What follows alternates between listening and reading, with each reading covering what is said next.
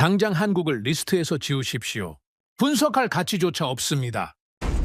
27년 경력, 일본 에너지 안보의 심장이라 불리는 저 사토 케니치가 내린 결론은 단호했습니다. 카타르의 심장이 멈추고 전 세계가 에너지 전쟁으로 비명을 지를 때 자원 한 방울 안 나는 한국이 가장 먼저 파산할 것이라 확신했죠.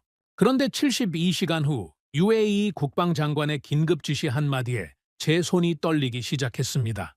모든 공급을 중단하고 원유 2,400만 배럴을 한국에 1순위로 보낼 준비를 하라. 미국도 일본도 유럽도 줄을 서서 구걸하는 이 지옥 같은 상황에서 도대체 왜 UAE는 한국을 선택한 걸까요? 20년 전부터 대한민국이 조용히 설계해온 소름 돋는 안보 체인의 실체. 일본 전문가인 제가 평생의 자부심을 버리고 무릎을 꿇을 수밖에 없었던 그 충격적인 진실을 지금부터 말씀드리겠습니다. 그 전에 잠깐 1초 만에 누를 수 있는 좋아요 버튼을 꾹 눌러주시면 영상 제작에 아주 큰 힘이 됩니다. 그럼 바로 시작하겠습니다. 한국 제외하고 정리해. 왜요? 어차피 답 없어. 시간 낭비야? 저는 그렇게 한국을 지웠습니다. 27년 경력에 그게 맞는 판단이라고 생각했죠. 완전히 틀렸습니다. 저는 한국이 무너질 거라고 확신했습니다. 자원이 없는 나라였으니까요. 중동 의존도가 높은 나라였으니까요. 그런데 틀렸습니다. 오히려 한국은 선택받았습니다. 전 세계가 줄을 서는 상황에서 가장 먼저 선택받은 나라가 됐죠. 제 이름은 사토 케니치입니다. 일본 경제산업성 에너지 안보 전략 자문위원이죠. 그 전에는 미쓰비시 상사에서 에너지 사업을 총괄했습니다. 중동을 누볐습니다. 카타르, UAE, 러시아, 동남아까지 27년 동안 단 한 번도 큰 예측을 틀린 적이 없었죠. 에너지 흐름을 읽는 건 제 밥벌이였으니까요. 어느 나라가 언제 흔들릴지, 공급 루트가 어디서 막힐지, 계약 구조가 어떻게 뒤틀릴지, 저는 그걸 읽는 사람이었습니다. 숫자가 말하기 전에 먼저 읽는 사람, 그게 27년 동안 제가 쌓아온 전부였죠. 그런데 이번만큼은 달랐습니다. 최근 세계 에너지 시장은 이미 비명을 지르고 있었습니다. 조용히 무너지는 게 아니었죠. 소리를 지르면서 무너지고 있었어요. 그 한가운데서 충격적인 소식이 터졌습니다. 카타르였습니다. 세계 LNG 공급의 20%를 담당하는 나라죠. 전 세계가 그 나라 하나만 바라보고 있다고 해도 과언이 아니었습니다. 그 카타르의 핵심 생산 시설이 무너진 겁니다. 전체 생산 능력의 17%가 한순간에 사라졌습니다. 복구에 필요한 시간은 최소 3년, 길면 5년 이상이라는 보고가 올라왔죠. 3년입니다. 5년입니다. 그게 얼마나 긴 시간인지 아십니까? 에너지 시장에서 3년이면 나라 하나가 완전히 바뀝니다. 산업 구조가 뒤집힙니다. 그 시간 동안 공급이 막혀 있으면 어떻게 되겠습니까? 저는 그 보고서를 읽으면서 딱 한마디만 했습니다. 끝났다. 이건 단순한 공급 차질이 아니었습니다. LNG는 연료만이 아니죠. 헬륨이 나옵니다. 콘덴세이트가 나오고요. 반도체 공정에 들어가는 핵심 소재들이 거기서 나옵니다. 카타르가 멈추면 에너지만 멈추는 게 아니에요. 첨단 산업 전체가 흔들립니다. 스마트폰이 멈추고 자동차가 멈추고 병원 장비가 멈춥니다. 한 나라 문제가 아닌 거죠. 전 세계가 함께 무너지는 구조였습니다. 불가항력 선언 가능성도 나왔습니다. 이게 뭔지 아십니까? 장기 계약을 맺어놔도 상관없다는 거죠. 공급 못해도 책임 안 진다는 구조입니다. 수십 년을 공들여 맺어놓은 계약서가 하루아침에 휴지 조각이 되는 겁니다. 한국, 중국, 유럽이 직격탄을 맞을 거라는 분석이 쏟아졌죠. 저도 같은 판단이었습니다. 아니, 오히려 더 심각하게 봤습니다. 현물 시장은 이미 폭발하고 있었습니다. 가격이 통제 불능 상태로 치솟기 시작했죠. 셀러 시장으로 완전히 전환됐습니다. 팔겠다는 사람이 왕인 시장이죠. 사겠다는 나라들이 줄을 서서 기다리는 구조입니다. 가격은 파는 쪽이 정합니다. 사는 나라는 그냥 받아들여야 해요. 그것도 감지덕지로. 아무리 돈이 많아도 줄 뒤에 서야 하는 상황이 된 겁니다. 설상가상으로 호르무즈 해협 긴장감이 다시 고조됐습니다. 중동 원유 물동량의 20%가 지나가는 길목이죠. 거기가 막히면 어떻게 됩니까? 아시아 에너지 공급 전체가 흔들립니다. 일본도 한국도 중국도 예외가 없어요. 저는 그 상황을 머릿속으로 시뮬레이션 했습니다. 경우의 수를 뽑아봤죠. 어느 시나리오로 가도 결론은 같았습니다. 이건 위기가 아니다. 시스템 붕괴다. 도쿄 사무실 회의실은 그 무렵 매일 긴장감으로 가득했습니다. 화면에는 실시간 에너지 가격이 올라오고 있었죠. 수치가 오를 때마다 회의실 안이 조용해졌습니다. 아무도 말을 꺼내지 못했어요. 저도 마찬가지였습니다. 27년 동안 수많은 위기를 봐왔습니다. 걸프전도 봤습니다. 동일본 대지진 당시 긴급 에너지 확보 프로젝트도 직접 이끌었죠. 그런데 이번은 달랐습니다. 규모가 달랐습니다. 속도가 달랐죠. 무엇보다 구조가 달랐습니다. 과거 위기는 한 곳이 터지면 다른 곳에서 메울 수 있었습니다. 그런데 이번엔 물 곳이 없었습니다. 전부 동시에 터지고 있었으니까요. 팀원 하나가 조심스럽게 물었습니다. 사토상, 이번엔 어디서 막아야 할까요? 저는 한참 화면을 바라봤습니다. 그리고 천천히 대답했죠. 막는 게 아니야. 버티는 거야. 얼마나 버티느냐의 싸움이 됐어. 회의실이 다시 조용해졌습니다. 누군가 물 한 모금 삼키는 소리가 들렸습니다. 그게 전부였습니다. 그 시점에서 저는 각국 상황을 정리하고 있었습니다. 어느 나라가 먼저 흔들리는지 순서를 보는 거죠. 에너지 비축량, 수입 루트 다양성, 계약 구조, 외환 보유고, 이 네 가지를 보면 답이 나옵니다. 순서의 문제일 뿐이죠. 누가 먼저 무너지느냐? 저는 그 순서를 냉정하게 정리해 나갔습니다. 베트남은 이미 흔들리고 있었습니다. 항공유가 부족해지기 시작했죠. 태국은 석유 수출을 중단했습니다. 필리핀은 에너지 절약 체제에 들어갔어요. 스리랑카는 더 심각했습니다. 연료 배급제가 시작됐죠? 주유소 앞에 줄이 늘어섰습니다. 차량 운행이 제한됐습니다. 국가 기능 자체가 흔들리기 시작했어요. 대만은 LPG 재고가 1개월치밖에 남지 않았다는 보고가 들어왔습니다. 식당들이 영업을 중단하기 시작했죠.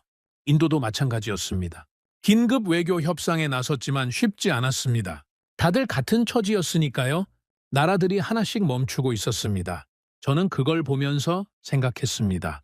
이건 특정 국가의 문제가 아니라고, 이건 순서의 문제라고, 그리고 그 순서 어딘가에 한국도 들어있다고. 그 리스트에서 저는 한국을 초반에 지웠습니다. 이유는 간단했죠. 자원이 없는 나라니까요. 에너지 해외 의존도가 90%를 넘는 나라입니다. 중동 의존도는 그 중에서도 특히 높았죠. 공급망이 흔들리면 버틸 수 있는 구조가 아니라고 봤습니다. 분석할 가치조차 없다고 판단했습니다. 그래서 지웠죠.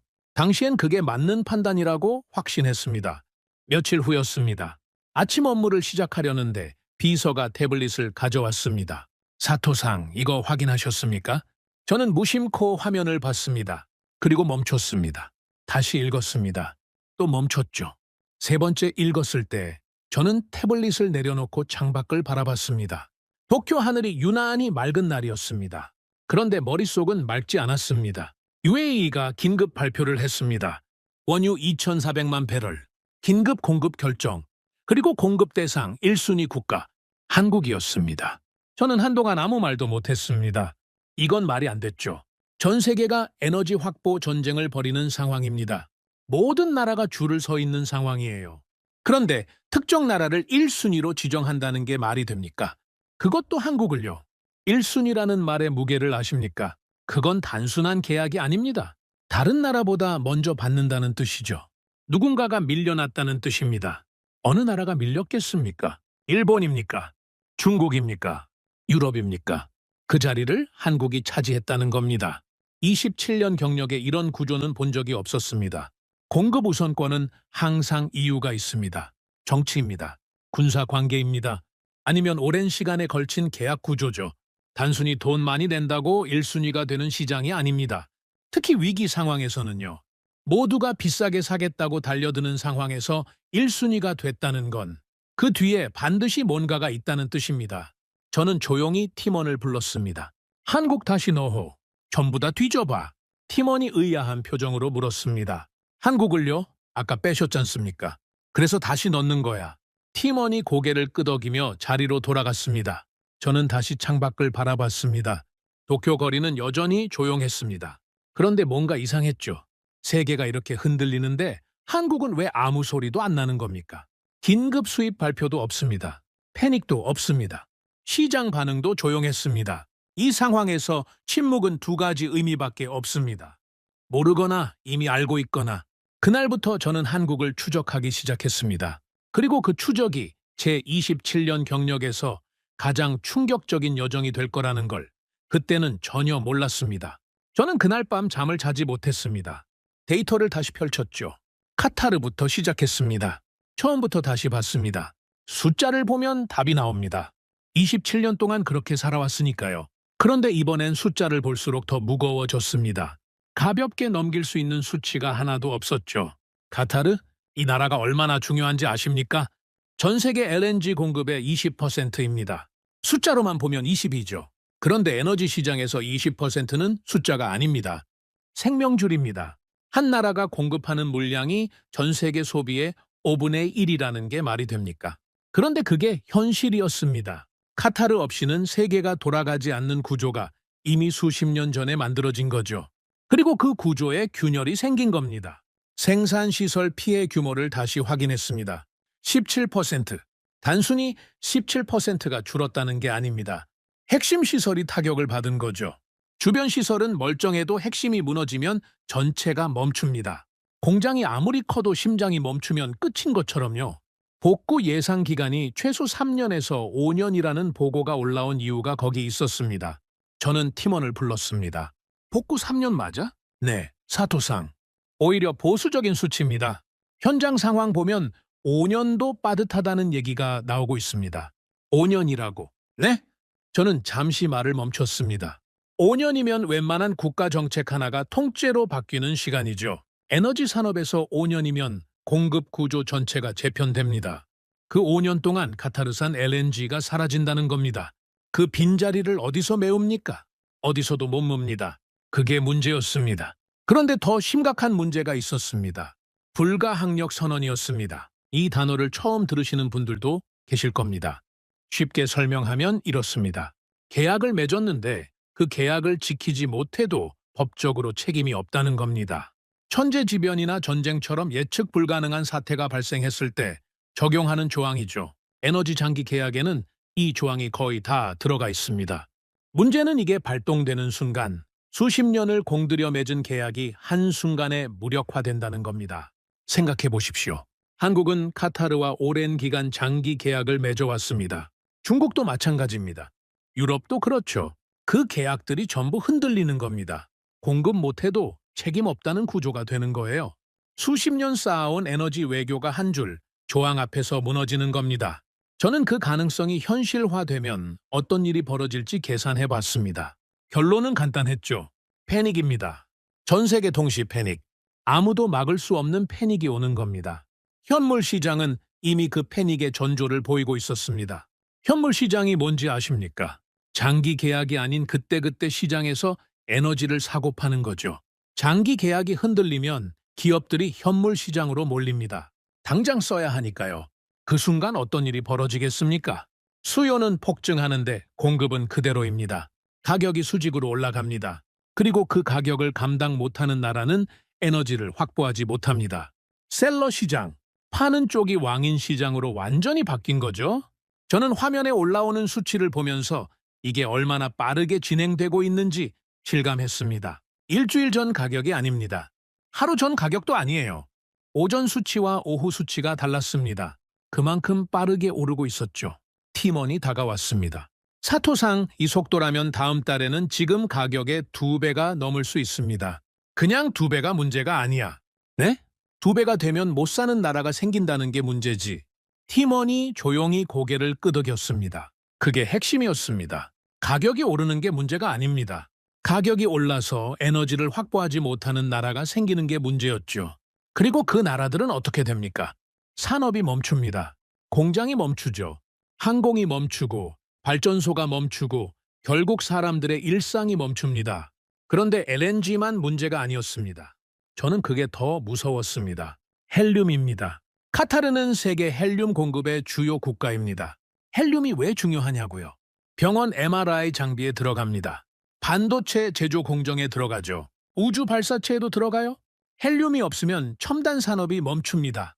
단순히 풍선 못 만드는 게 아닙니다. 반도체 공장이 멈춘다는 거죠. 반도체가 멈추면 어떻게 됩니까? 스마트폰이 멈추고 자동차 전자 장비가 멈추고 병원 장비가 멈춥니다. 카타르 사태가 단순한 에너지 문제가 아닌 이유가 여기 있었습니다. 콘덴세이트도 마찬가지였습니다. LNG 생산 과정에서 함께 나오는 초경질 원유죠. 석유화학 원료로 씁니다. 플라스틱, 합성섬유, 각종 화학 제품의 기초 원료입니다. 이게 줄어들면 제조업 전체가 타격을 받습니다. 옷이 포장재가, 의약품 포장이 전부 거기서 나오는 거니까요. 저는 팀원들에게 말했습니다. 이건 에너지 위기가 아니야. 산업 위기야. 회의실이 조용해졌습니다. 에너지 가격 오르는 거 감당하면 되는 거 아닙니까? 한 팀원이 조심스럽게 물었습니다. 감당한다고 해결되는 문제가 아니야. 헬륨이 없으면 반도체 공장이 멈춰. 반도체 공장이 멈추면 전 세계 전자산업이 멈추는 거야. 돈이 아무리 많아도 없는 걸 살 수는 없어. 그 말을 하면서 저는 머릿속으로 계속 계산을 하고 있었습니다. 도미노였습니다. 카타르가 무너지면서 LNG가 줄고, LNG가 줄면서 전력이 흔들리고, 전력이 흔들리면서 공장이 멈추고, 공장이 멈추면서 제품이 사라지고, 제품이 사라지면서 물가가 오르고, 물가가 오르면서 민심이 흔들립니다. 한 나라가 아닙니다. 전 세계에서 동시에 그 도미노가 쓰러지고 있었죠. 그리고 거기에 호르무즈 해협 문제가 더해졌습니다. 호르무즈 해협은 폭이 가장 좁은 곳이 33km밖에 안 됩니다. 그 좁은 길목으로 중동 원유 물동량의 20%가 지나가죠. 하루에 수십 척의 유조선이 그 길을 통과합니다. 그런데 최근 그 해협의 긴장감이 다시 높아졌습니다. 군사적 충돌 가능성이 거론됐죠. 봉쇄 가능성도 나왔습니다. 봉쇄가 현실이 되면 어떻게 됩니까? 일본은 중동 원유 의존도가 90% 이상입니다. 한국도 비슷합니다. 중국도 마찬가지죠. 그 물줄기가 막히면 아시아 전체가 타격을 받습니다. 유럽도 예외가 아닙니다. 우회 루트가 있긴 합니다만 비용과 시간이 몇 배로 뛰죠. 그걸 감당할 수 있는 나라가 얼마나 되겠습니까? 저는 그 모든 변수를 하나씩 놓고 경우의 수를 계산했습니다. 최선의 시나리오, 보통의 시나리오, 최악의 시나리오, 어느 시나리오로 가도 공통된 결론이 나왔습니다. 버티는 나라와 무너지는 나라로 나뉜다. 그 기준은 단순했습니다. 얼마나 다양한 루트로 에너지를 확보했느냐, 단일 공급처에 얼마나 의존하고 있느냐, 위기를 가정한 비축량이 얼마나 되느냐, 이 세 가지가 나라의 운명을 가를 거라고 봤죠. 그리고 그 기준으로 보면 한국은 버티기 어려운 구조였습니다. 적어도 제가 알고 있는 한국의 에너지 구조는 그랬죠. 중동 의존도가 높고 자체 자원이 없고 카타르와의 장기 계약 비중이 컸으니까요. 카타르가 무너지면 한국이 직격탄을 맞는 건 당연한 수순이라고 봤습니다. 그런데 이상했습니다. 뉴스를 뒤졌습니다. 한국 정부 발표를 찾아봤습니다. 긴급 에너지 수입 발표가 있었습니까? 없었습니다. 에너지 절약 권고가 있었습니까? 없었습니다. 시장이 흔들렸습니까? 잠잠했습니다. 주변국들이 하나씩 비명을 지르는 상황에서 한국만 조용했습니다. 저는 그 조용함이 이해가 되지 않았습니다. 모르는 건지, 아니면 숨기는 건지, 아니면 저는 그 생각을 잠시 머릿속에서 밀어냈습니다. 아직 데이터가 부족했으니까요. 성급한 결론은 틀립니다. 27년 동안 배운 게 그거였습니다. 데이터가 말하기 전에 결론 내리지 말 것. 그래서 저는 다시 팀원들에게 지시했습니다. 한국 에너지 수입 구조 전부 뽑아. 계약 현황, 루트, 비축량, 공개된 거 다 가져와. 언제까지 필요하십니까? 내일 아침. 팀원이 자리로 돌아갔습니다. 저는 다시 화면을 바라봤습니다. 세계 에너지 가격 지수가 또 올라가고 있었죠. 멈추지 않았습니다. 숫자가 오를수록 어딘가에서 누군가가 에너지를 확보하지 못하고 있다는 뜻입니다. 그 누군가가 어느 나라인지는 시간이 말해줄 겁니다. 그런데 왜 한국은 조용한 겁니까? 그 질문이 머릿속에서 떠나지 않았습니다. 저는 그날 밤도 거의 잠을 자지 못했습니다. 데이터를 보고 시나리오를 짜고 다시 한국 뉴스를 뒤졌습니다. 그래도 답이 나오지 않았죠. 이 상황에서 침묵은 두 가지 의미밖에 없습니다. 몰라서 조용하거나 이미 알고 있어서 조용하거나 저는 그 두 가지 중 어느 쪽인지 확인하고 싶었습니다. 그리고 솔직히 말씀드리면 그때까지만 해도 저는 전자라고 생각했습니다. 아직 모르는 거라고, 곧 반응이 나올 거라고 그렇게 생각했습니다. 완전히 틀렸습니다. 다음 날 아침이었습니다. 팀원이 자료를 가져왔습니다. 두꺼운 출력물이었죠. 저는 커피도 마시지 않고 바로 펼쳤습니다.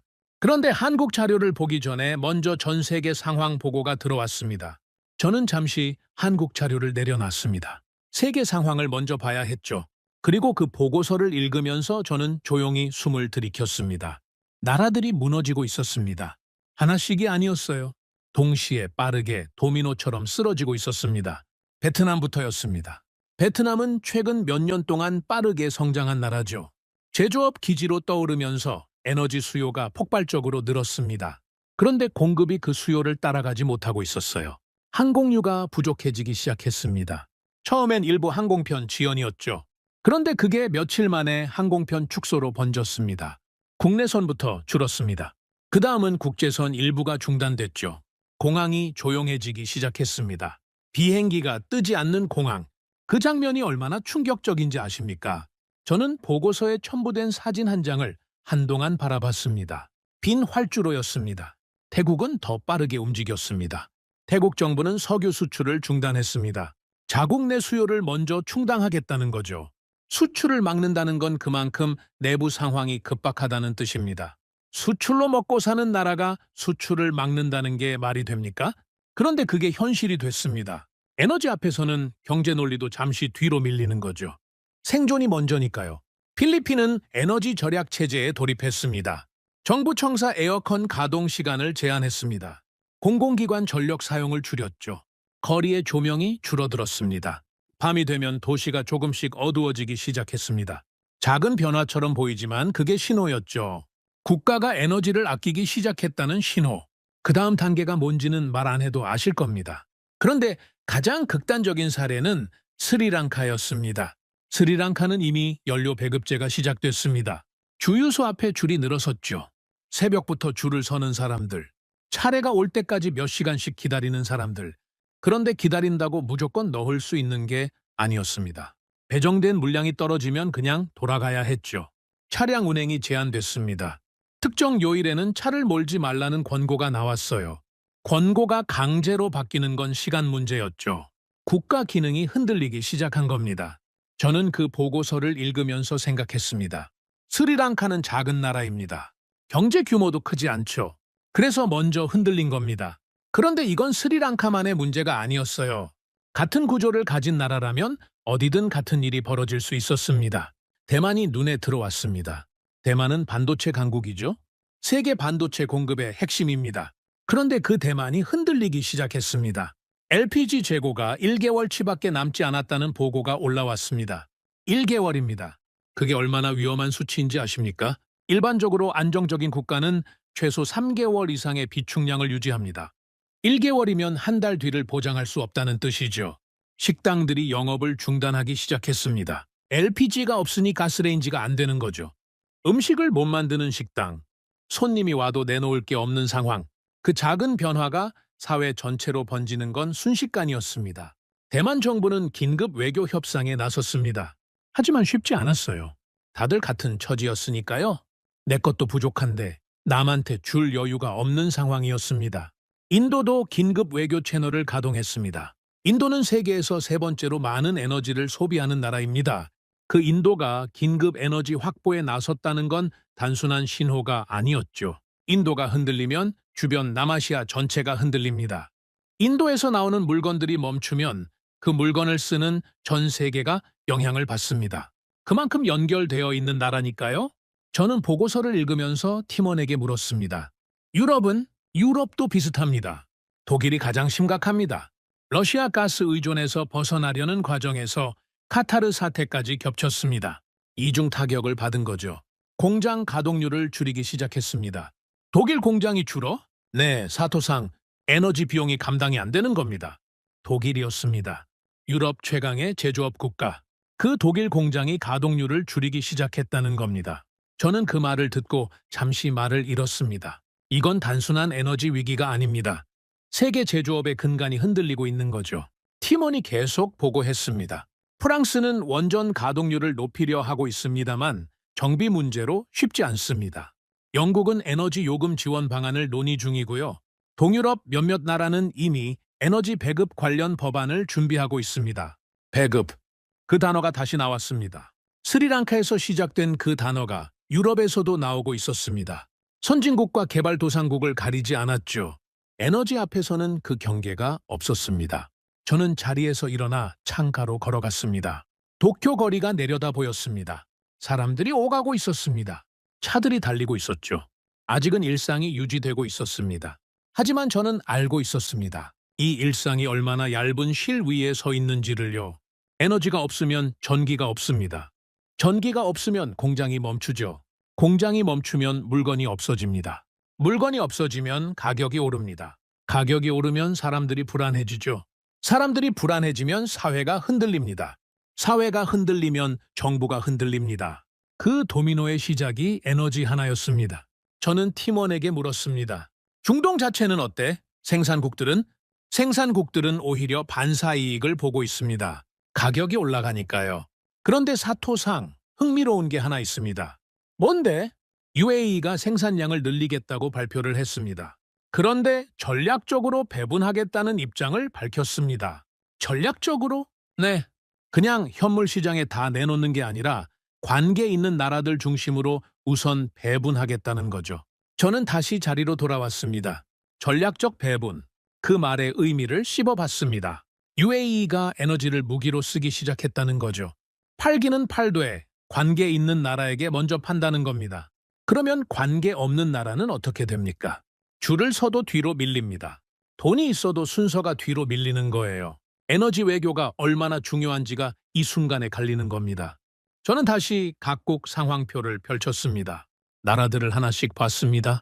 어느 나라가 UAE와 관계가 깊은지, 어느 나라가 에너지 외교를 잘 해왔는지, 그 기준으로 다시 순위를 매겨봤습니다. 미국은 자체 생산이 있으니 제외했습니다. 러시아도 생산국이니 제외했죠. 중동 자체 국가들은 당연히 저외고요. 그러면 남는 나라들, 수입에 의존하는 나라들, 그 중에서 UAE와 얼마나 관계가 있는지를 봤습니다. 일본은 어떻습니까? 저는 솔직하게 봤습니다. 일본과 UAE의 관계, 에너지 협력은 있습니다. 그런데 최근 몇 년 동안 특별히 깊어진 게 있었냐고요? 저는 자신 있게 그렇다고 말하기 어려웠습니다. 일본은 에너지를 구매하는 나라였지 UAE에게 뭔가를 주는 나라는 아니었으니까요. 중국은 어떻습니까? 중국과 UAE는 최근 관계가 복잡합니다. 미중 갈등 속에서 중동 국가들도 눈치를 보는 상황이죠. 중국이 1순위가 되기는 어려운 환경이었습니다. 유럽은요? 유럽과 UAE의 관계는 오래됐습니다. 그런데 최근 유럽이 중동에 어떻게 대해왔는지를 보면 그 관계가 얼마나 단단한지 의문이 들었죠. 그럼 남는 나라들 중에서 UAE가 1순위로 지정할 만한 나라가 어딥니까? 저는 그 질문을 머릿속에서 돌리면서 다시 한국 뉴스를 뒤졌습니다. 그리고 또 조용했습니다. 한국은 패닉이 없었습니다. 긴급 발표가 없었습니다. 시장도 안정적이었죠. 그게 더 이상하게 느껴졌습니다. 다른 나라들이 전부 비명을 지르는 이 상황에서 한국만 조용하다는 게, 이건 몰라서 조용한 게 아니었습니다. 알면서도 조용한 겁니다.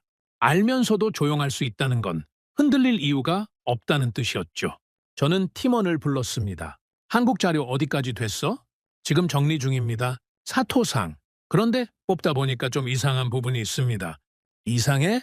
한국가스공사 해외 사업 내역인데요. 생각보다 훨씬 많습니다. 11개국입니다. 11개국? 네. 단순 수입 계약이 아니라 직접 투자해서 개발에 참여한 나라만 11개국입니다. 저는 잠시 멈췄습니다. 11개국. 저는 한국을 단순 수입국으로만 알고 있었습니다. 자원이 없으니까 사다 쓰는 나라. 그게 제가 알던 한국이었죠. 그런데 직접 투자해서 개발에 참여한 나라가 11개국이라고요. 루트는 확인된 것만 21개입니다. 호주, 캐나다, 모잠비크까지 있습니다. 21개 루트. 저는 그 숫자를 듣고 잠시 말을 잃었습니다.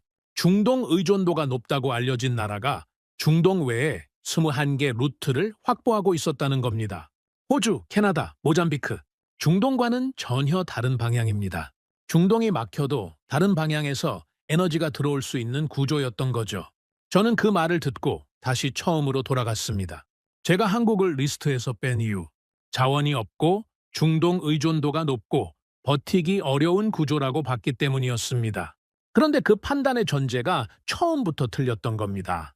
저는 한국이 준비하지 않았을 거라고 가정했습니다. 그 가정이 틀렸던 거죠. 팀원이 자료를 더 가져왔습니다. 저는 그 자료를 손에 들고 첫 장을 폈습니다. 그리고 눈이 멈췄습니다. 숫자 하나가 눈에 들어왔습니다. 43년치.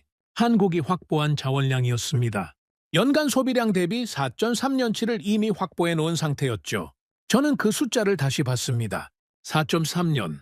다시 봤습니다. 4.3년. 이건 비축량이 아닙니다.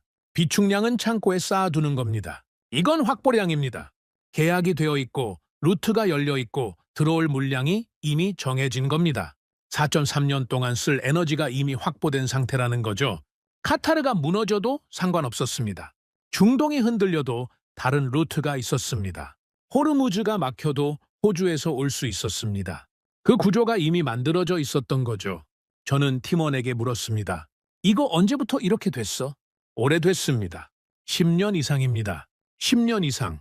저는 그 말을 듣고 천장을 바라봤습니다.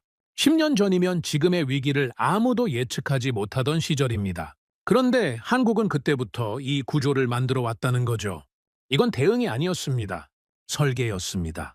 저는 그 순간 처음으로 불쾌한 감정을 느꼈습니다. 불쾌함이라기보다는 뭔가 발밑이 흔들리는 느낌이었습니다. 27년 동안 에너지 분야에 있었습니다. 세계 에너지 구조를 읽는 게 제 일이었죠.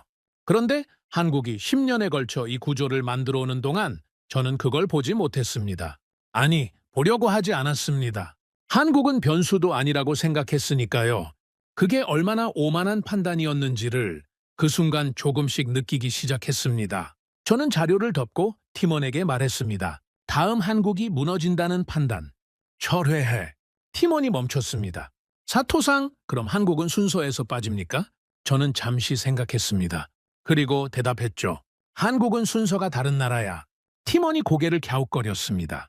저도 그 말이 무슨 뜻인지 아직 완전히 정리가 안 됐습니다. 다만 한 가지는 분명했죠. 다음이 한국이라고 생각했습니다. 그런데 아니었습니다. 한국은 제가 생각한 나라가 아니었습니다. 아직 어떤 나라인지는 몰랐습니다. 하지만 적어도 무너질 나라는 아니었습니다. 그리고 그 확신이 생기는 순간 저는 더 깊이 파고들어야겠다고 생각했습니다. 이 나라가 어떻게 이 구조를 만들었는지, 왜 아무도 몰랐는지, 그리고 UAE가 왜 이 나라를 1순위로 지정했는지 그 답을 찾아야 했습니다. 자료가 쌓이기 시작했습니다. 팀원들이 밤새 뽑아온 데이터들이었죠. 저는 아침 일찍 사무실에 나와 그것들을 하나씩 펼쳤습니다. 커피 한 잔을 옆에 두고 천천히 읽어내려갔습니다. 그런데 읽으면 읽을수록 이상했습니다. 뭔가가 맞지 않았죠. 숫자는 분명했습니다. 그런데 그 숫자가 가리키는 방향이 제가 예상하던 방향이 아니었습니다. 저는 먼저 주변국 상황을 다시 정리했습니다. 비교 기준이 있어야 한국을 제대로 볼 수 있으니까요. 위기 상황에서 나라들이 어떻게 반응하는지 그 패턴을 먼저 확인했습니다. 베트남은 항공편이 30% 이상 축소됐습니다. 정부가 긴급 에너지 수입 협상에 나섰다는 발표가 나왔죠. 태국은 수출 중단에 이어 내부 배급 논의가 시작됐습니다. 필리핀은 공공기관 전력 사용을 강제로 줄이는 행정명령이 내려졌죠. 스리랑카는 이미 말씀드린 것처럼 연료 배급제가 현실이 됐습니다. 대만은 LPG 수급 불안으로 식당 폐업이 속출했고요. 독일 공장 가동률은 눈에 띄게 떨어지고 있었습니다.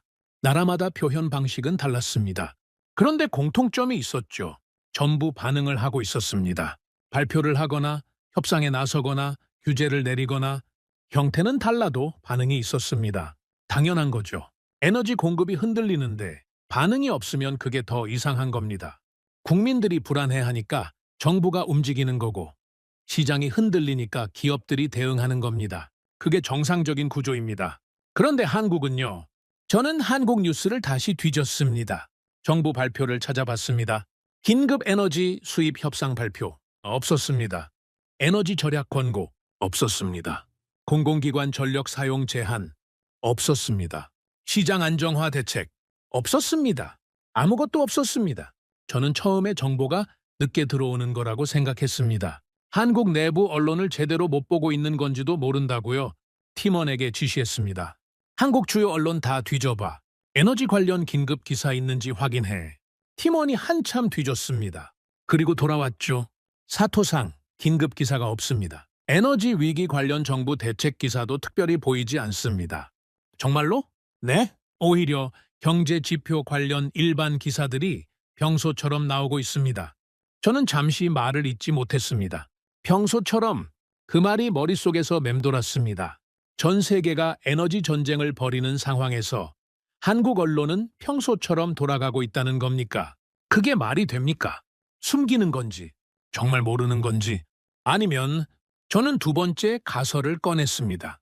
숨기는 거라고. 정부가 국민 불안을 막기 위해 정보를 통제하는 거라고. 그건 드문 일이 아닙니다. 위기 상황에서 정부가 정보를 관리하려는 건 어느 나라나 하는 일이죠. 그렇다면 실제로는 내부에서 난리가 나고 있는데 겉으로만 조용한 걸 수도 있었습니다. 저는 그 가설을 검증하려 했습니다. 정보를 숨기면 반드시 어딘가에서 새어나옵니다. 기업 공시에서 드러나거나 외환 시장에서 신호가 나타나거나 에너지 기업들의 움직임에서 읽힙니다. 저는 그 간접 지표들을 뒤졌습니다. 한국 원화 환율을 봤습니다. 에너지 수급이 불안하면 외환 시장이 먼저 반응합니다. 달러가 필요해지면 원화가 약해지죠. 그런데 원화는 안정적이었습니다. 오히려 주변국 통화들이 흔들리는 것에 비해 상대적으로 견고했습니다. 한국 에너지 기업들의 주가를 봤습니다. 에너지 수급 불안이 실제라면 관련 기업들 주가가 출렁여야 합니다. 수입 비용이 폭등하면 기업 수익성이 악화되니까요. 그런데 비교적 안정적이었습니다. 한국전력 요금 관련 정책 발표를 봤습니다. 에너지 비용이 오르면 전기 요금 인상 압박이 옵니다. 그런데 긴급 인상 발표가 없었죠. 저는 자료를 덮고 의자의 등을 기댔습니다. 이건 이상한 거였습니다. 정보를 숨기는 나라라면 간접 지표에서 반드시 신호가 나옵니다. 그런데 그 신호가 없었습니다. 직접 지표도 없고 간접 지표도 없습니다. 언론도 조용하고 시장도 조용하고 정부도 조용합니다. 팀원이 조심스럽게 말했습니다. 사토상, 혹시 데이터가 잘못된 건 아닐까요? 한국 쪽 자료 소스가 제한적이다 보니까요. 저는 고개를 저었습니다. 데이터 오류였으면 일부에서만 이상하게 나와야 해. 그런데 모든 지표에서 같은 방향이 나오고 있어. 이건 데이터 문제가 아니야. 그러면 뭡니까? 저는 세 번째 가설을 꺼냈습니다. 가장 불편한 가설이었죠. 이미 끝난 거라면? 준비가 이미 다 돼 있어서 흔들릴 이유가 없는 거라면? 저는 그 가설을 처음엔 밀어냈습니다. 너무 앞서가는 거라고. 한국이 그 정도 준비를 했을 리 없다고. 그건 제 편견이었습니다. 그런데 그 편견이 판단을 막고 있었죠. 저는 다시 3장에서 확인한 숫자들을 꺼냈습니다. 11개국, 28개 루트, 4.3년치 확보량. 이 숫자들을 다시 놓고 봤습니다. 그리고 이 숫자들이 현재 상황에서 어떤 의미인지를 계산해 봤습니다. 카타르 공급이 전면 중단된다고 가정합니다. 한국이 카타르에서 받던 물량이 완전히 막힙니다. 그러면 어떻게 됩니까? 20개 루트가 있습니다. 호주에서 오는 물량이 있습니다. 캐나다 루트가 있습니다. 모잠비크도 있죠. 카타르 물량을 나머지 루트로 분산하면 됩니다. 4.3년치 확보량이 버퍼가 돼줍니다. 루트 재조정하는 동안 그 버퍼가 시간을 벌어주는 거죠. 이 구조라면 카타르가 무너져도 흔들리지 않습니다. 현물 시장 가격이 폭등해도 영향이 제한됩니다. 이미 계약된 물량이 있으니까요. 호르무즈가 봉쇄돼도 중동 외 루트가 살아있습니다.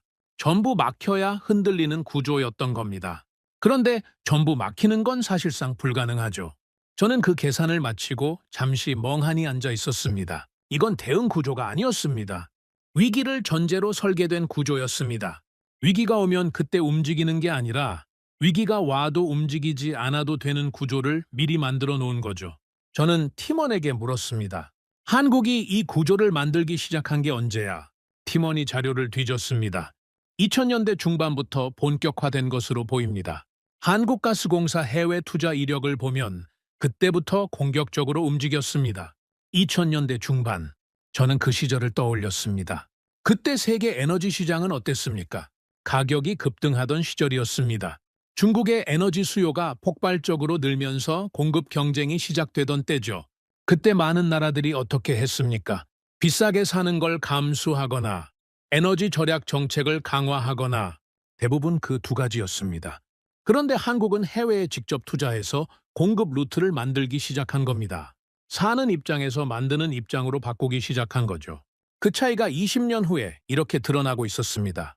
팀원이 말을 이었습니다. 사토상 한 가지 더 있습니다. 뭔데? 한국이 카타르 공급 차질을 미리 가정한 시나리오를 준비한 정황이 있습니다. 공개된 에너지 안보 보고서에서 확인됩니다.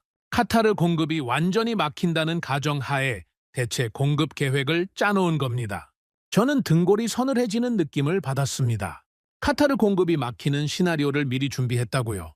그게 현실이 되기 전에 이미 그 시나리오를 돌려봤다는 겁니다. 그리고 그 시나리오에 맞는 대응 구조를 만들어놨다는 거죠. 이건 대비가 아니었습니다. 이건 시뮬레이션이 끝난 상태였습니다.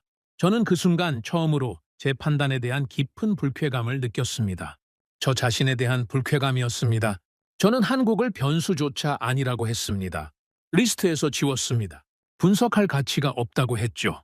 그런데 그 나라가 저보다 훨씬 앞서서 훨씬 깊게, 훨씬 정밀하게 이 상황을 준비하고 있었던 겁니다. 27년 경력입니다. 저는 그 경력을 자랑스럽게 생각해왔습니다. 틀린 적이 없다는 자부심도 있었죠. 그런데 그 27년이 이 나라 하나를 제대로 보지 못하게 만들었습니다. 알고 있다는 확신이 오히려 보이는 걸 가렸던 거죠. 저는 자리에서 일어나 다시 창가로 갔습니다. 도쿄 거리는 오늘도 조용했습니다. 일본도 이 위기에서 자유롭지 않습니다. 일본은 에너지 해외 의존도가 한국과 비슷합니다. 중동 의존도도 높죠. 그런데 일본은 지금 뭘 하고 있습니까? 긴급 회의를 하고 있습니다. 대책을 논의하고 있습니다. 움직이고 있는 거죠. 반응하고 있는 겁니다. 위기가 오니까 반응하는 거죠. 그런데 한국은 반응할 필요가 없는 구조를 미리 만들어 놨습니다. 우리가 회의실에서 대책을 논의하는 동안 한국은 이미 그 대책이 실행 중인 상태였던 거죠. 같은 조건에서 출발한 나라들이었습니다. 자원이 없고 에너지 해외 의존도가 높고 중동에 크게 기댄 구조.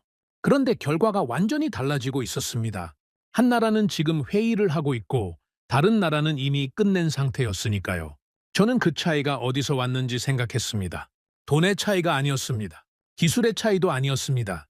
생각의 차이였습니다. 언제 어떻게 준비할 것인가에 대한 생각의 차이. 위기가 오면 대응하겠다는 나라와 위기를 전제로 미리 설계하는 나라의 차이. 그게 지금 이 순간에 이렇게 극명하게 드러나고 있었습니다. 팀원이 다가왔습니다. 사토상 정리가 됐습니다. 보고 드릴까요? 아니. 네? 내가 직접 다 읽을게. 가져와. 팀원이 두꺼운 자료를 들고 왔습니다. 저는 자리로 돌아와 그걸 받아들었습니다. 표지를 봤습니다. 한국 에너지 안보 구조 분석. 저는 첫 장을 펼쳤습니다. 그리고 천천히 읽기 시작했습니다. 읽으면 읽을수록 뭔가가 더 선명해졌습니다. 이 구조가 얼마나 정교하게 만들어졌는지가 보이기 시작했습니다. 단순히 여러 나라에서 에너지를 사오는 게 아니었습니다. 각 루트가 서로를 보완하는 구조였습니다. 하나가 막히면 다른 쪽이 늘어나는 구조죠. 전체가 동시에 막히지 않는 한 공급이 끊기지 않는 구조였습니다. 저는 자료를 읽다가 잠시 멈췄습니다. 그리고 혼자 중얼거렸습니다. 이건 대응이 아니다. 팀원이 들었는지 조용히 물었습니다. 사토상, 뭐라고 하셨습니까? 저는 고개를 들었습니다. 그리고 또렷하게 말했습니다. 이건 설계야. 회의실이 조용해졌습니다. 그 한마디가 공기를 바꿔놓았습니다. 팀원들이 서로를 바라봤습니다. 저는 다시 자료로 시선을 내렸습니다. 설계. 그렇습니다. 이건 위기에 맞서 싸우는 나라가 아니었습니다. 위기를 전제로 구조를 짜놓은 나라였습니다. 그리고 지금 그 구조가 작동하고 있는 거죠. 그런데 한 가지가 아직 설명이 안 됐습니다. UAE였습니다. 에너지 구조를 잘 짜놨다고 해서 UAE가 1순위로 지정하는 건 아닙니다. 에너지 안보 구조와 공급 우선권은 다른 문제입니다. 한국이 에너지를 잘 관리하고 있다는 게 UAE가 한국을 1순위로 지정하는 이유가 될 수 없습니다.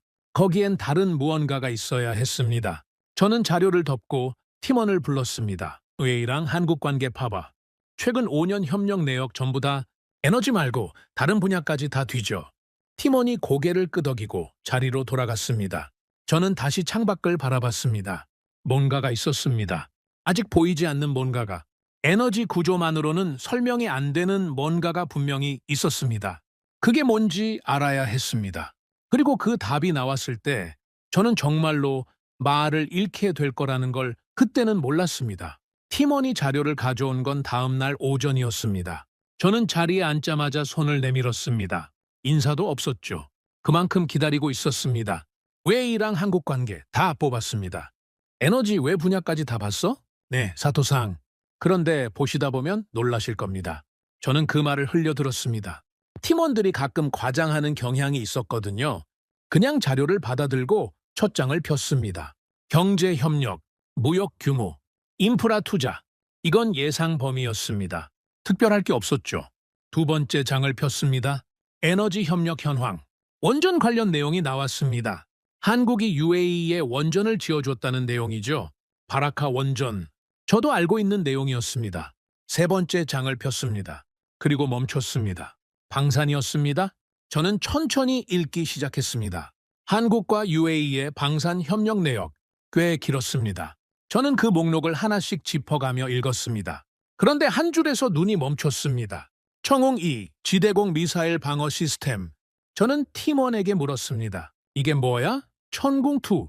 한국이 독자 개발한 중거리 지대공 미사일 시스템입니다. 사토상. 독자 개발? 네. 미국 패트리어트 시스템과 유사한 역할을 하는 방어 무기입니다. 저는 잠시 생각했습니다. 패트리어트. 미국이 만든 지대공 미사일 방어 시스템이죠. 세계 최고 수준의 방어 무기입니다. 가격도 세계 최고 수준이고요. 그런데 한국이 그것과 유사한 시스템을 독자 개발했다는 겁니까?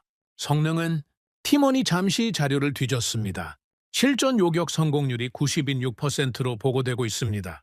저는 고개를 들었습니다. 96%? 네, 사토상. 패트리어트가 몇 %야? 팀원이 다시 자료를 봤습니다. 실전 기록 기준으로는 논란이 있습니다만 공식 발표 수치보다 낮다는 평가가 많습니다. 한국 천궁2의 실전 기록이 오히려 더 높다는 분석도 있습니다.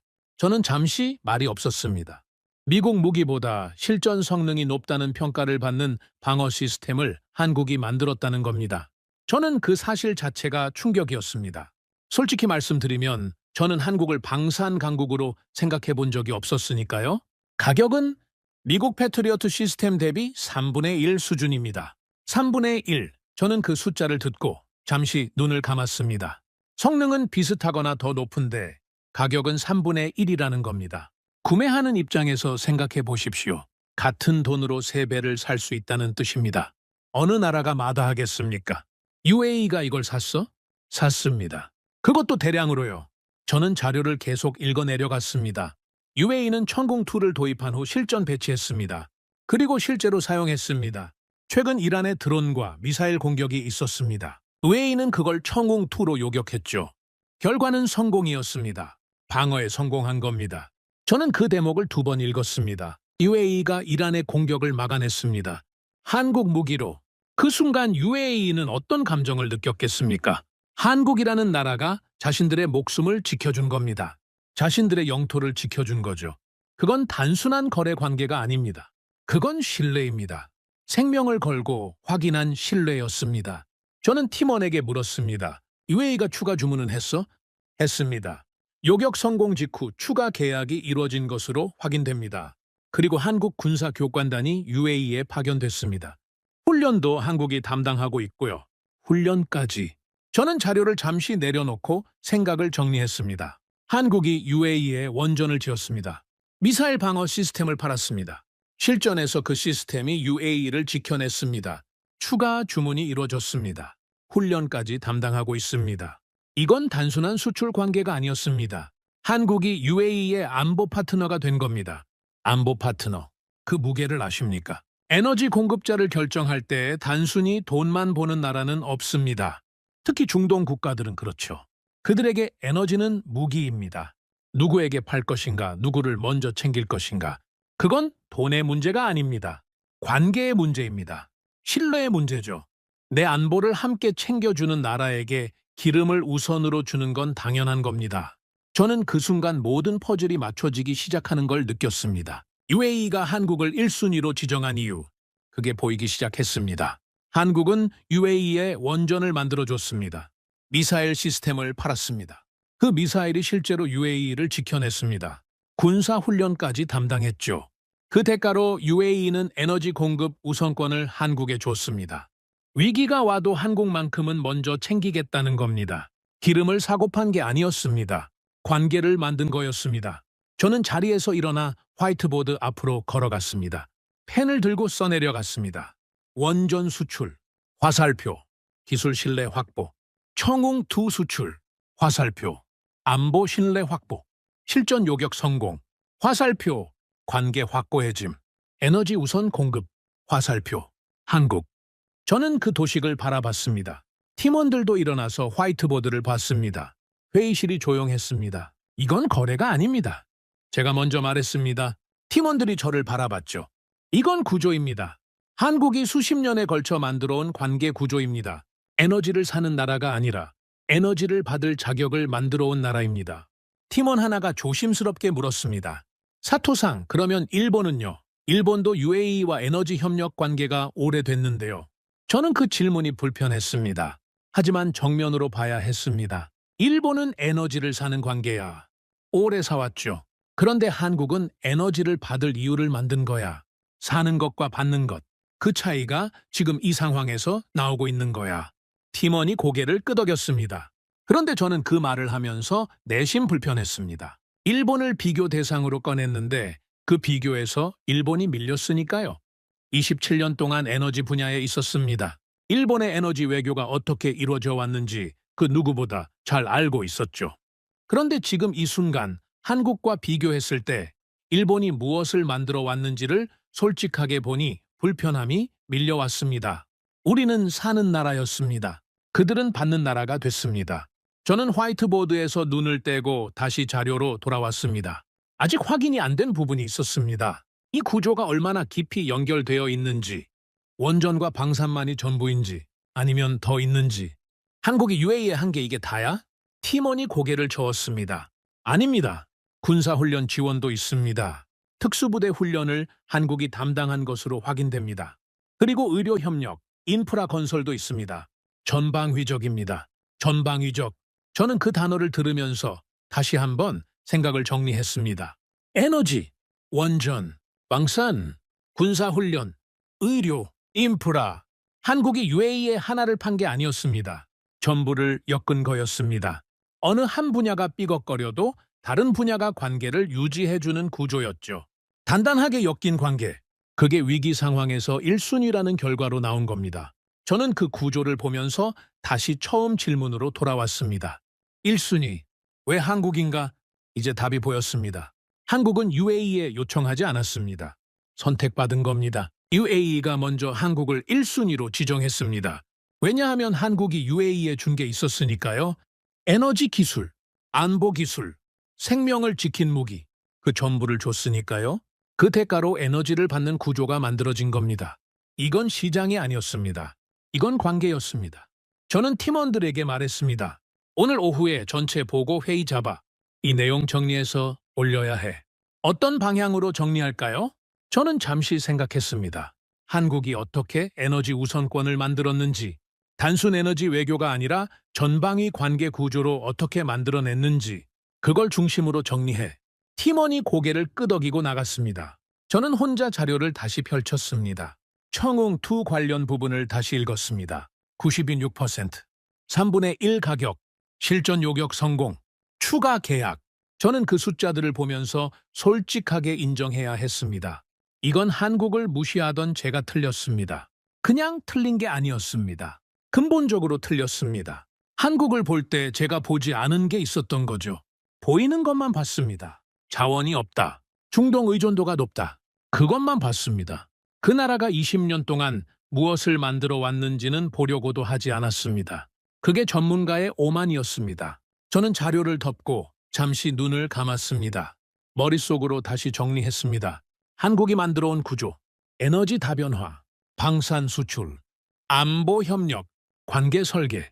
이 모든 것이 하나의 방향을 가리키고 있었습니다. 위기를 버티는 나라가 아니었습니다. 위기를 활용하는 나라였습니다.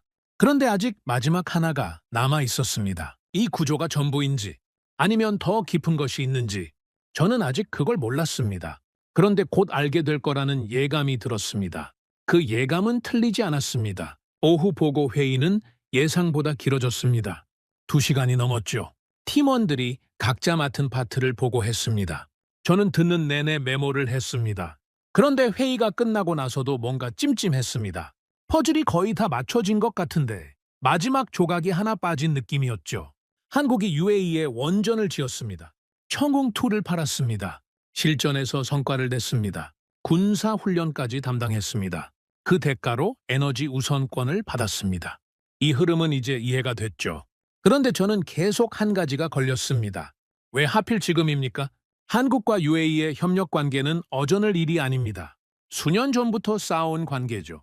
그런데 UAE가 1순위 공급 지정을 발표한 건 지금이었습니다.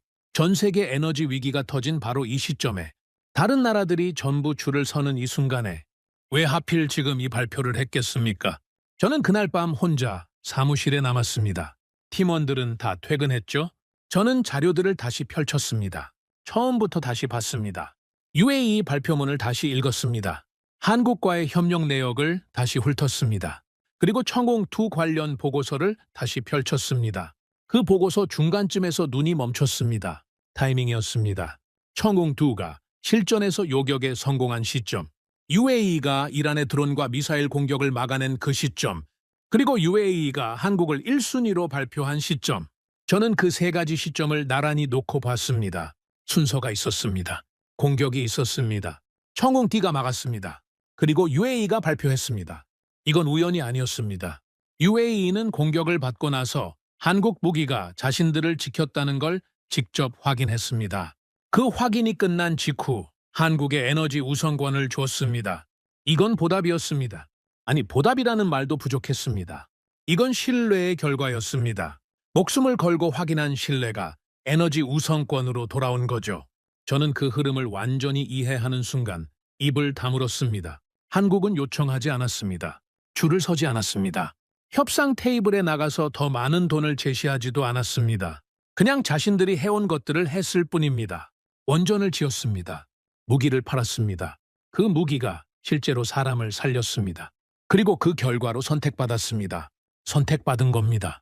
저는 그 단어를 머릿속에서 몇 번이나 되뇌었습니다. 선택받았다. 한국이 요청한 게 아니라 UAE가 먼저 선택했다는 거죠. 그 차이가 얼마나 큰지 아십니까? 에너지 위기 상황에서 줄을 서는 나라와 선택받는 나라.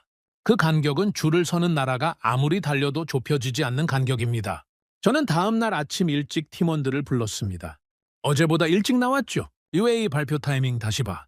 청공2 실전 성공 이후로 언제 나왔는지 정확하게 확인해. 팀원이 바로 뒤졌습니다.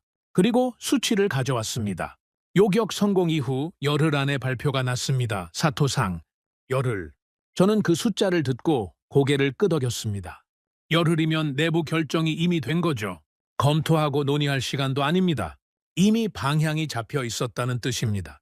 요격 성공이 반가쇠를 당긴 겁니다. 이미 준비된 방향의 반가쇠를. 저는 팀원에게 다시 물었습니다. UAE가 청ung2 도입하기 전에 다른 선택지는 없었어. 미국 패트리어트 추가 도입은 왜 안 했어? 가격 문제입니다. 패트리어트는 한 세트에 수십억 달러입니다. 청ung2는 그 3분의 1 수준이고요. 성능 비교에서도 실전 기준으로 천공2가 밀리지 않는다는 평가가 나왔습니다. UAE 입장에서는 선택할 이유가 분명했죠. 미국이 반발하진 않았어? 팀원이 잠시 머뭇거렸습니다. 공식적으로는 없었습니다. 그런데 내부적으로 탐탁지 않게 봤다는 얘기는 있습니다.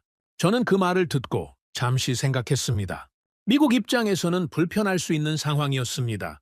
오랫동안 중동 안보를 자신들이 담당해 왔으니까요. 그런데 그 중동의 핵심 국가가 미국 무기 대신 한국 무기를 선택했습니다. 성능도 되고 가격도 낮으니까요. 미국이 할 말이 없는 상황이었죠. 저는 다시 자료를 봤습니다. 바라카 원전. 저는 그 부분을 좀 더 깊이 들여다봤습니다. 한국이 UAE에 원전을 짓기 시작한 건 꽤 됐습니다. 그 프로젝트 규모가 어마어마했죠. 그런데 저는 그걸 단순히 건설 계약으로만 봐왔습니다. 돈 받고 짓는 거라고요. 그런데 아니었습니다. 원전은 짓는 걸로 끝이 아닙니다. 운영해야 합니다. 유지보수를 해야 하죠. 그러려면 기술자가 계속 그 나라에 있어야 합니다. 한국 기술진이 UAE에 상주하는 겁니다.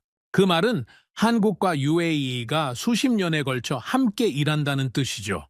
사람이 오가고 기술이 공유되고 신뢰가 쌓이는 겁니다. 단순 계약이 아니라 장기적인 관계의 씨앗을 심은 거였습니다. 팀원이 옆에서 덧붙였습니다. 사토상 바라카 원전 프로젝트에서 한국 기술진이 UAE 현지 인력을 직접 교육했습니다. 원전 운영 인력을 한국이 키워준 거죠. UAE 입장에서는 에너지 자립의 핵심 파트너가 한국인 겁니다. 에너지 자립의 핵심 파트너. 저는 그 표현이 머릿속에 박혔습니다. UAE는 산유국입니다. 기름이 나오는 나라죠. 그런데 그 나라도 에너지 자립을 원합니다. 석유가 영원하지 않다는 걸 알고 있으니까요. 원전은 그 자립의 시작이었습니다. 그리고 그 시작을 함께한 나라가 한국이었습니다. 저는 화이트보드로 다시 갔습니다. 어제 썼던 도식을 지우고 새로 썼습니다. 바라카 원전, 에너지 자립 파트너, 청웅이 안보 파트너, 군사훈련, 신뢰 파트너, 실전 요격 성공, 증명, 결과, 에너지 우선 공급. 저는 그 도식을 바라봤습니다. 단계가 있었습니다. 관계를 쌓고, 기술을 주고, 안보를 지켜주고, 실전에서 증명하고, 그 결과로 에너지를 받는 구조. 이건 즉흥적으로 만들어지는 구조가 아닙니다. 수십 년에 걸쳐 단계적으로 설계한 거죠. 팀원 하나가 물었습니다. 사토상, 한국이 처음부터 이걸 계획하고 한 걸까요? 아니면 하다 보니 이렇게 된 건 아닐까요? 저는 그 질문을 잠시 생각했습니다. 둘 다일 수도 있어. 그런데 중요한 건 결과야. 계획했든 아니든 이 구조가 지금 작동하고 있다는 게 중요한 거야. 팀원이 고개를 끄덕였습니다. 저는 자리로 돌아와 다시 자료를 봤습니다. 그런데 이번엔 숫자보다 맥락이 보였습니다. 한국이 UAE에 한 것들, 그것들이 전부 UAE에게 필요한 것들이었습니다. 에너지 자립, 안보, 기술 이전, 인력 양성. 한국은 UAE가 원하는 것들을 줬습니다. 돈 받고 파는 방식이 아니라 함께 만들어가는 방식으로요. 그리고 UAE는 한국이 필요한 것을 줬습니다. 에너지였죠. 서로가 서로에게 필요한 걸 주는 구조. 그게 시장 논리를 넘어서는 관계였습니다. 시장에서는 돈 많은 나라가 이깁니다. 그런데 이 관계에서는 신뢰 있는 나라가 이기는 거죠. 저는 그 순간 일본을 다시 떠올렸습니다. 불편했지만 봐야 했습니다. 일본과 UAE의 관계, 오래됐습니다. 에너지 거래도 많았죠. 그런데 일본이 UAE에 원전을 지어줬습니까? 없었습니다. 일본이 UAE에 미사일 방어 시스템을 팔았습니까? 없었습니다. 일본이 UAE 안보를 직접적으로 챙긴 게 있었습니까? 저는 솔직하게 답해야 했습니다. 없었습니다. 일본은 에너지를 사온 거였습니다. 오랫동안 많이 비싸게 사왔죠. 그런데 에너지를 사는 것과 에너지를 받을 관계를 만드는 것은 다릅니다. 일본은 전자였고 한국은 후자였습니다. 27년 동안 에너지 분야에 있었습니다. 일본의 에너지 외교를 가까이서 봐왔죠. 그런데 지금 이 순간 한국과 비교했을 때 일본이 무엇을 해왔는지를 냉정하게 보니 할 말이 없었습니다. 우리는 사는 관계를 유지했고 한국은 받는 관계를 만들었습니다. 그 차이가 위기의 순간에 이렇게 드러났습니다. 저는 팀원에게 물었습니다. 천궁2 추가 계약 규모가 어떻게 돼? 확인된 것만으로도 상당합니다. 그리고 UAE 외에도 다른 중동 국가들이 관심을 보이고 있다는 보고가 있습니다. 다른 중동 국가들. 저는 그 말을 듣고 잠시 멈췄습니다. UAE에서 성과가 나오자 다른 나라들도 관심을 갖기 시작했다는 겁니다. 한국 무기가 중동 전체로 퍼질 수 있다는 뜻이죠. 그 말은 한국이 중동 여러 나라와 같은 구조의 관계를 만들어갈 수 있다는 뜻이기도 했습니다. 에너지 우선권이 UAE 하나가 아닐 수 있다는 거죠. 저는 그 가능성이 머릿속에서 펼쳐지는 순간 등골이 서늘해지는 느낌을 받았습니다. 두려움이 아니었습니다. 경외감이었습니다. 이 나라가 얼마나 멀리까지 보고 있는 건지가 느껴졌기 때문이었죠. 자원이 없는 나라였습니다. 중동에 기댈 수밖에 없는 나라였습니다. 그런데 그 한계를 알면서 다른 방향을 찾은 거죠. 자원이 없으니 기술을 팔았습니다. 에너지가 없으니 안보를 줬습니다. 그리고 그 기술과 안보가 에너지로 돌아오는 구조를 만들었습니다. 없는 걸 탓하지 않고 있는 걸로 구조를 짠 겁니다. 저는 한동안 창밖을 바라봤습니다. 도쿄 하늘 아래로 도시가 펼쳐져 있었습니다. 일본도 자원이 없는 나라입니다. 그런데 일본은 그 한계 앞에서 뭘 해왔습니까? 사는 구조를 유지했습니다. 비싸게 사고 많이 사고 계속 사왔죠.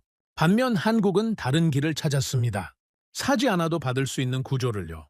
같은 조건에서 출발했는데 방향이 달랐습니다. 그리고 그 방향의 차이가 지금 이 순간 이렇게 나타나고 있었습니다. 팀원이 다가왔습니다. 사토상, 보고서 어떻게 쓸까요? 방향을 잡아야 할 것 같아서요. 저는 돌아섰습니다.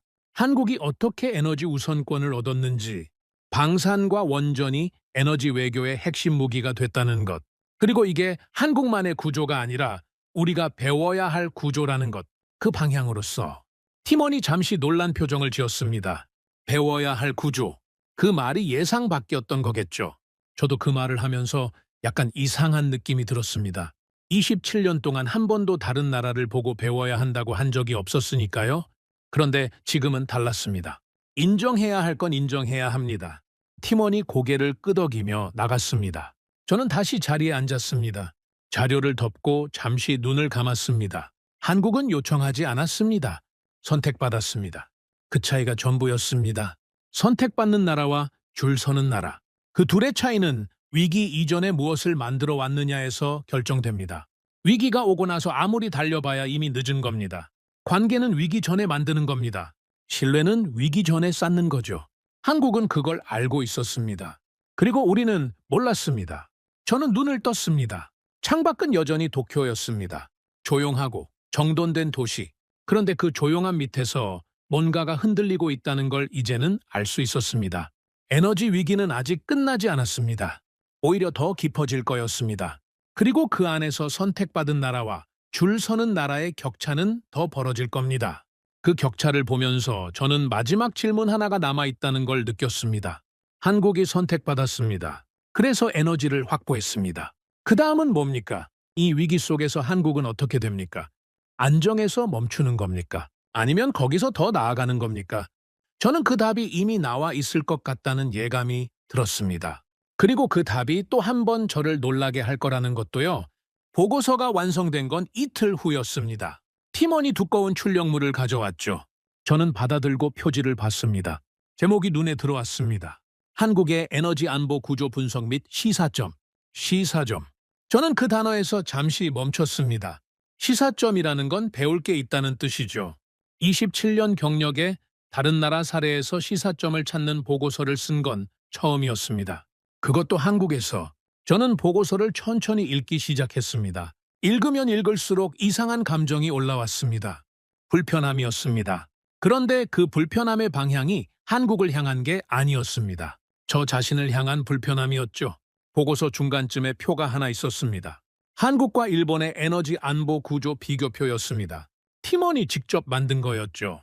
저는 그 표를 한동안 바라봤습니다. 공급 루트 다변화, 한국 21개, 일본 11개, 해외 직접 투자 국가, 한국 11개국, 일본 6개국, 확보 자원량, 한국 연간 소비량의 4.3년치, 일본 이토 1년치, 방산 연계 에너지 외교, 한국 있음, 일본 없음, 원전 수출 기반 관계, 한국 있음, 일본 없음. 저는 그 표에서 눈을 떼지 못했습니다.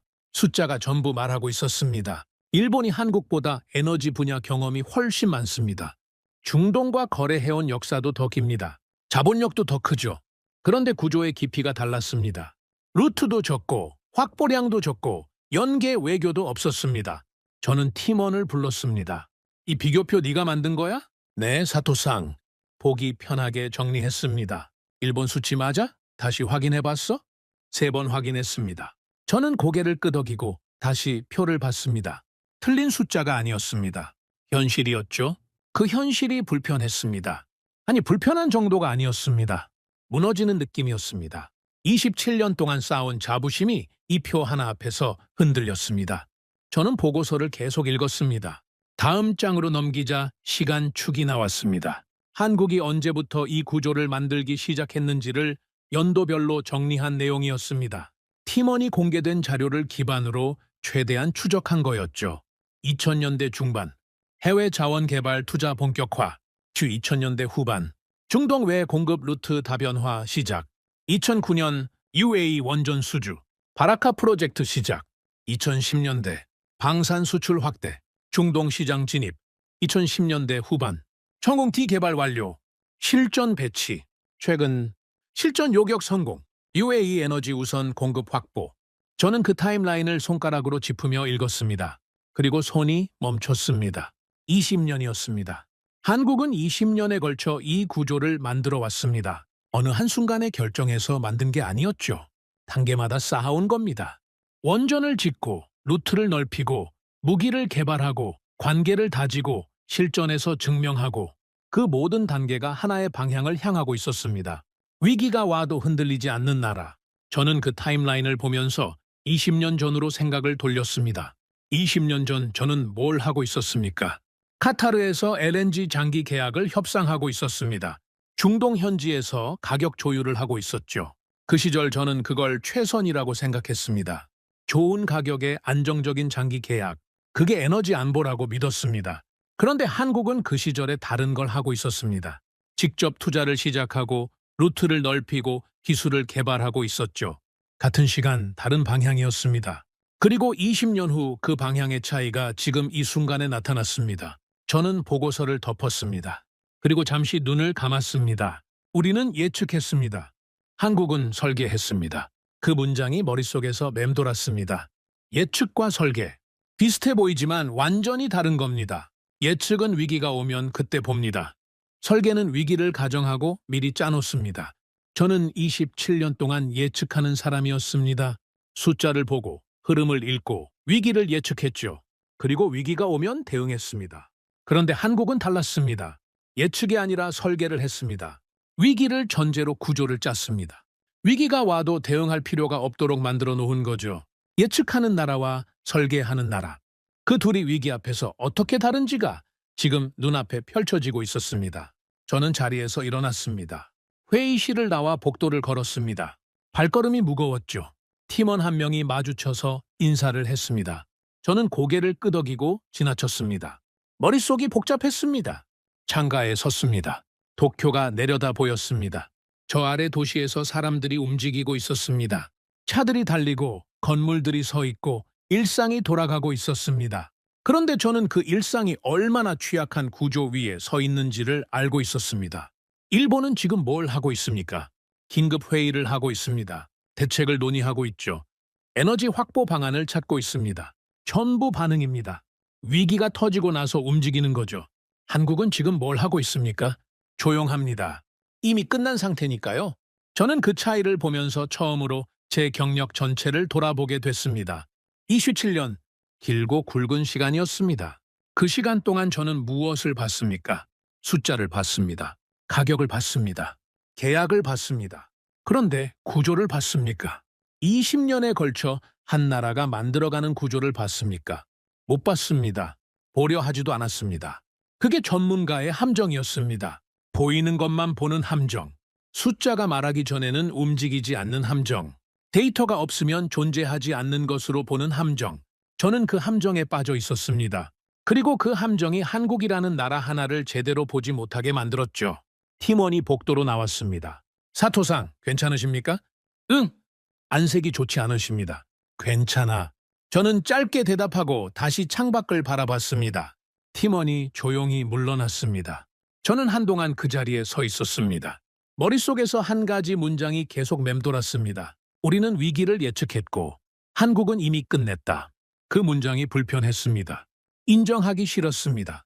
그런데 인정하지 않을 수 없었습니다. 숫자가 말하고 있으니까요. 구조가 말하고 있으니까요. 결과가 말하고 있으니까요. 27년 동안 틀린 적이 없었습니다. 그게 자랑이었죠. 그런데 그 자랑이 지금 이 순간 무너지고 있었습니다. 틀렸습니다. 그것도 오랫동안 근본적으로 틀렸습니다. 저는 천천히 자리로 돌아왔습니다. 보고서를 다시 펼쳤습니다. 마지막 장이었습니다. 시사점 부분이었죠. 팀원이 써놓은 결론이 있었습니다. 한국의 사례는 에너지 안보가 단순한 공급 계약의 문제가 아님을 보여줍니다. 기술 수출과 안보 협력을 에너지 외교와 연결하는 전략적 접근이 위기 상황에서 결정적 차이를 만들어냈습니다. 이는 자원 빈국이 에너지 강국이 될 수 있다는 새로운 모델을 제시하고 있습니다. 저는 그 문단을 2번 읽었습니다. 자원 빈국이 에너지 강국이 될 수 있다는 새로운 모델. 저는 그 문장을 손가락으로 짚었습니다.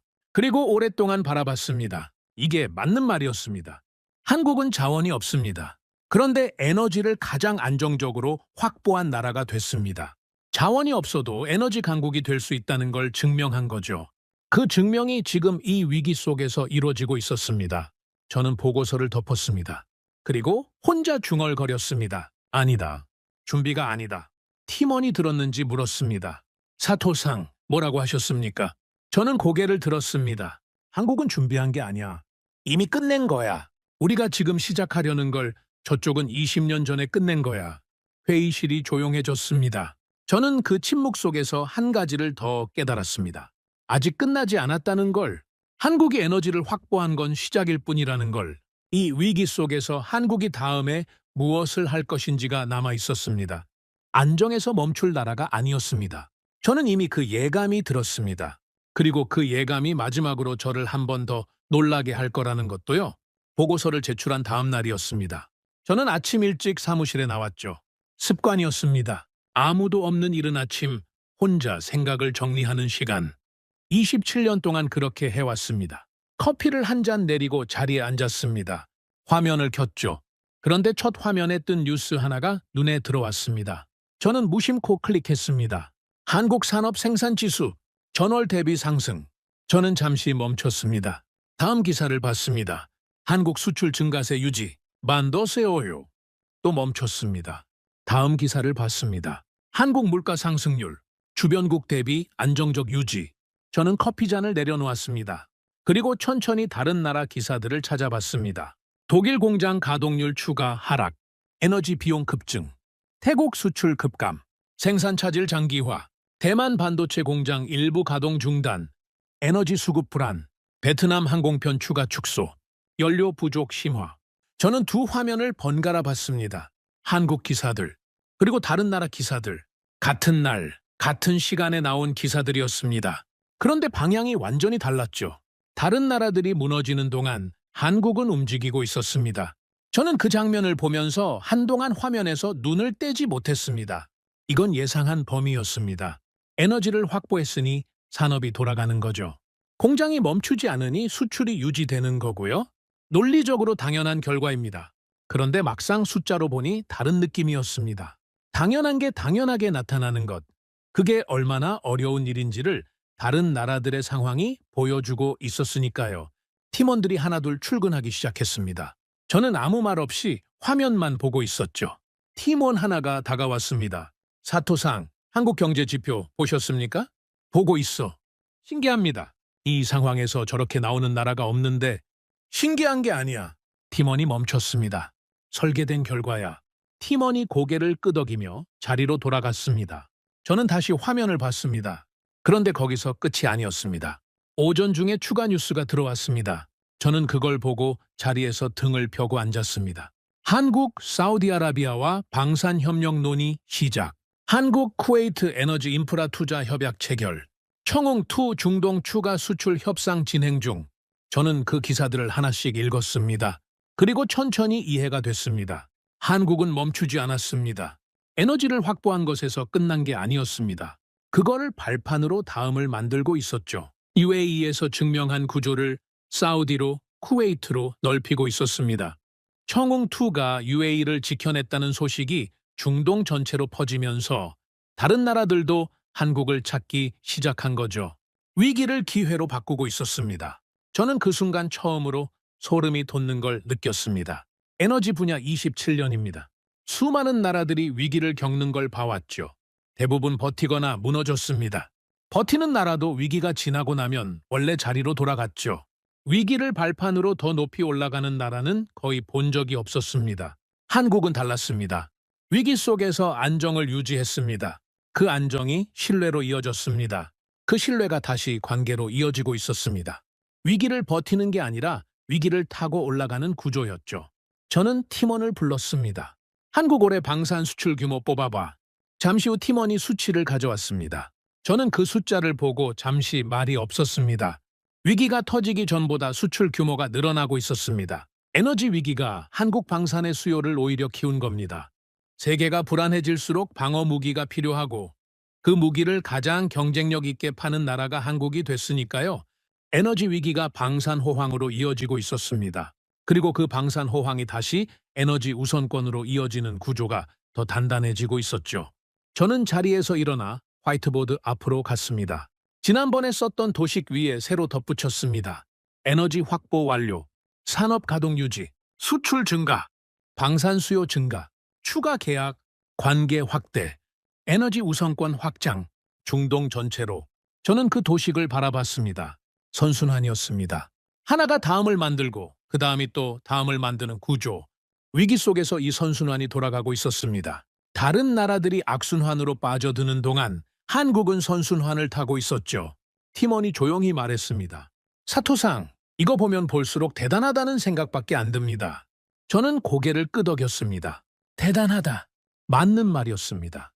그런데 저는 거기서 한 발 더 나아가야 한다고 생각했습니다. 대단한 게 아니야. 팀원이 고개를 갸웃거렸습니다. 이건 구조야? 구조가 돌아가고 있는 거야? 사람이 대단한 게 아니라 그 구조를 만든 게 대단한 거야.